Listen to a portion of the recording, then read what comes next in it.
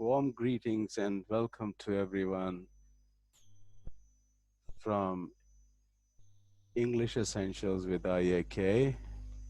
I'm your host Israr Ahmed Khan, and today we're going to study descriptive writing. So, in descriptive writing, we don't tell, we show. Descriptive writing.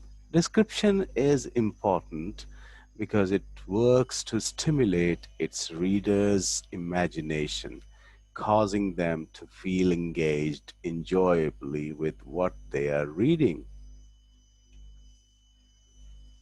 Description is all about senses, so we have sight, what can be seen. His ashen face looked like he had seen the horror of horrors. Here, what can be heard? A sound like 1,000 crashing cymbals assaulted our ears. Feel. What can be felt? The soft, gooey mass clung to my by now shivering flesh. Taste. What can be tasted? The taste was foul, an acrid and nauseous taste of rotting flesh. Smell. What can be smelled?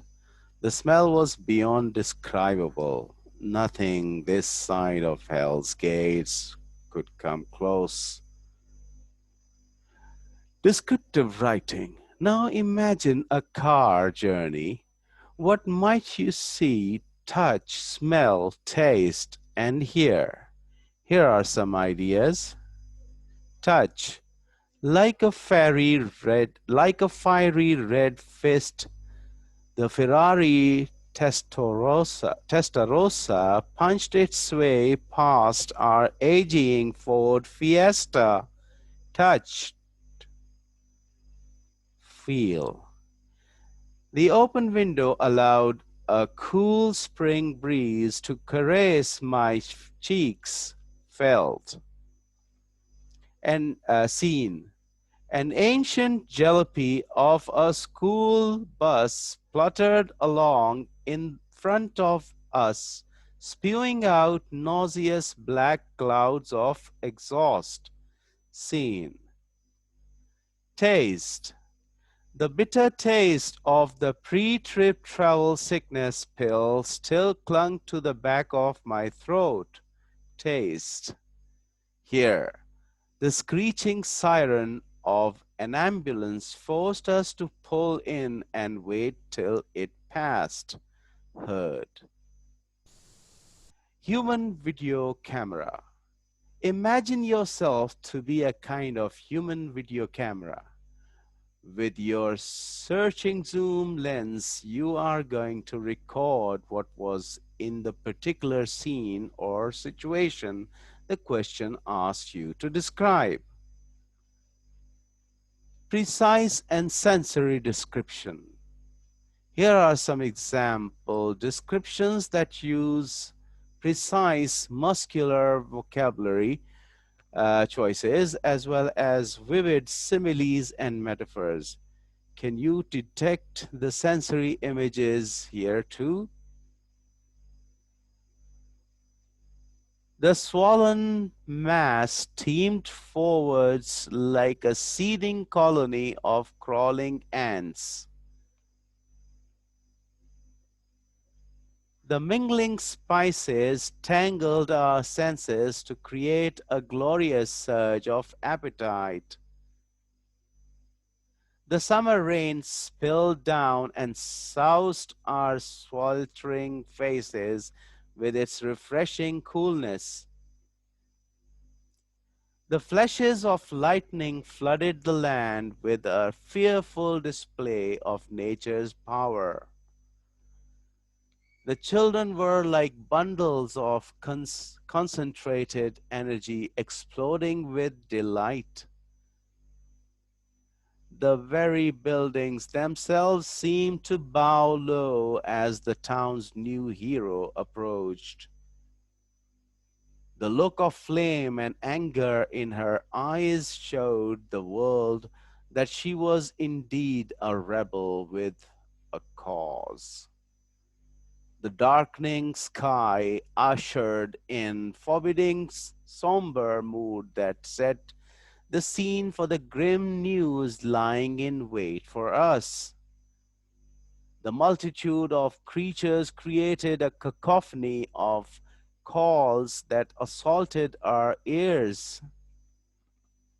The incessant, the incessant trumpeting of the dying beast's cries filled their ears with sorrow. The evening was aflame with the glorious sunset. Our noses were assaulted by the putrefying smell of rotting flesh. It was like a wall of evil. Now, what do you do in descriptive writing? Read the question with thought and care. Write about a past time. Avoid writing about the present, but there is no rule actually. Describe, number three, describe only what is relevant to helping develop your underlying message. And number four, put your reader into the right frame of mind to become involved in your writing.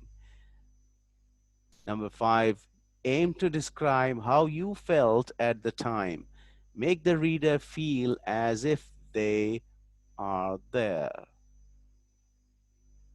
Now, descriptive writing at its very best. The following extract is from the novel Hard Times by 19th century writer Charles Dickens. So here we go. It was a town of red brick, or of brick that would have been red if the smoke and ashes had allowed it, but as matters stood, it was a town of unnatural red and black, like the painted face of a savage. It was a town of machinery and tall chimneys, out of which interminable serpents of smoke trailed themselves forever and ever and never got uncoiled. It had a black canal in it and a river that ran purple with ill-smelling dye, arid vast piles of building full of windows where there was a rattling and trembling all day long, and where the piston of a steam engine worked monotonously up and down like the head of an elephant in a state of melancholy madness. It contained several large streets, all very like one another, and many small streets, till still more like one another, inhabited by people equally like one another, who all went in and out at the same hours, with the same sound upon the same pavements, to do the same work, and to whom every day was the same as yesterday and tomorrow, and every year the counterpart of the last and the next. I hope you liked it. So with this, you have some work to do. Describe two places near where you live which are beautiful in different ways. Remember, you can describe the places, the atmosphere, and what makes the places so special. So, with this, we come to the end of today's lesson. Thanks for watching, and it's goodbye from English Essentials with IAK, and all the best.